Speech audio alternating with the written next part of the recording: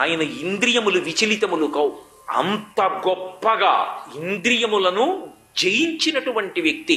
ఇంద్రియములను తొక్కి పెట్టడం వేరు, ఇంద్రియములను జయించడం వేరు. ఈ రెండిటికి అస్థిమశకాంతర భేదం ఉంటుంది. రావణాసురుడు ఇంద్రియములను తొక్కి పట్టాడు. అందుకే రావణ సంహారం అయిపోయిన తర్వాత 10 తలలు తెగిపోయి యుద్ధభూమిలో పడిపోయి ఉన్నాడు. పట్టపురాణి మహాపతివ్రత మండోదరికి కబురు చేశారు, నీ భర్త యుద్ధభూమిలో పడిపోయాడు, వచ్చి చూడమని. వీరపత్ని రావాలి. అందుకని పల్లకీలో తీసుకొచ్చారు యుద్ధభూమికి. రామలక్ష్మణులు నిలబడి ఉన్నారు. వానర సైన్యం అంతా నిలబడింది. యువతల పక్కన రాక్షస సైన్యం అంతా నిలబడింది. పైన దేవతలు, ఋషులు ఇంతమంది నిలబడ్డారు. లోకకంటకుడు మహావీరుడైనటువంటి రావణాసురుడు పడిపోయాడు. ఏ సామాన్యుడు కాడు రావణాసురుడు అంటే, అంతటి మహావీరుడు పడిపోయాడు. ఇప్పుడు ఆయన యొక్క భార్య, అందున పట్టమహిషి మహాపతివ్రత మండోదరి వచ్చింది అంటే పల్లకీలోంచి కిందకి దిగి రావణాసురుడి వంక చూసింది. 10 తలలు తెగిపోయి ఉన్నాయి. వెంటనే స్త్రీకైనా ఆక్రోశం వస్తుంది. ఎవరు చంపాడు? రాముడు. అటు తిరిగి రాముణ్ణి నింద చేస్తుందనుకున్నారు. మండోదరి అంది, ధూర్తుడా, ఒకానొక నాడు తపస్సన్న పేరుతో నీ ఇంద్రియాల్ని బలవంతంగా తొక్కిపట్టావు. అవి పాము పగపట్టినట్టు పగపట్టాయి. కాళ్ళ కిందకొచ్చేసిన పావుని కంగారుపడి గంతులేసిన వాడు దాని పడగ మీద కాలు వేస్తే నిజంగా ధైర్యంతో తొక్కిపట్టాడా? కాసేపు అలా కాలు పెట్టాడు. ఎప్పుడో అప్పుడు కాలు తీయాలి. అదేం ధైర్యంగా పావు నా కాలు కిందే ఉంది కదా, నన్నేం చేస్తుందని కూర్చోగలడా? ఎప్పుడో అప్పుడు కాలు తీస్తాడు. పాము చేసే మొదటి పని వెళ్ళిపోదు, కరిచేస్తుంది. అలా ఇంద్రియాల్ని తొక్కి పెట్టావు, తపస్సన్న పేరుతో జయించలేదు. మమ్మల్ని తొక్కి పెట్టావు కాబట్టి నీ మీద పగ తీర్చుకుంటామని కాట్లు వేశాయి. నీ కంటికి నదరగా కనపడిందని మహాపతివ్రత జోలికెళ్ళావు. 10 తలలు తెగి కింద పడిపోయి నువ్వు చచ్చిపోయావు. నీకు అంత్యేష్టి చేయడానికి తమ్ముడు విభీషణుడున్నాడు. ఇంద్రుణ్ణి గెలిచిన కొడుకుని కొన్నాను, ఇంద్రజిత్తుని. నీ కామానికి పణంగా పెట్టావు ఇంద్రజిత్తుని.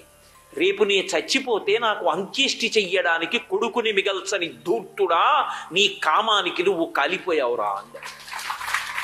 ఇప్పుడు ఇంద్రియములను తొక్కి పెడితే రావణుడు పడిపోయాడు ఒకనాడు.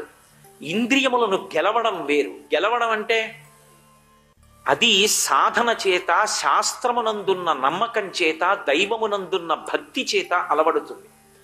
కంటితో చూసినా, కన్ను చూడడం ధర్మం కాబట్టి చూస్తుంది. చూడకుండా ఎలా ఉంటుంది? కంటికి అది ధర్మం.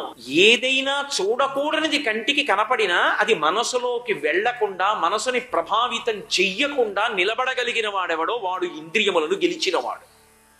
ఒకసారి కూడా తొట్టుబాటు లేకుండా ఇంద్రియములను గెలిచిన మహాపురుషుడు హనుమ ఒక్కరే. ఆయన ఇంద్రియములు ఎన్నడూ కూడా కదలవు. అంత నిగ్రహ శక్తి ఉన్నటువంటి మహానుభావుడు.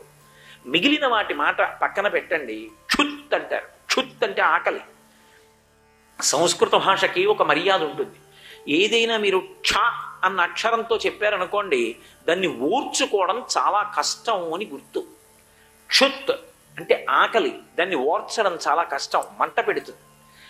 ఆకలి జనంలో ఎక్కువైపోయిందనుకోండి, కట్టుబాట్లు తెగిపోతాయి. క్షుత్ క్షకారంతో చెప్తారు, అందుకే ఆకలి భరించలేరు.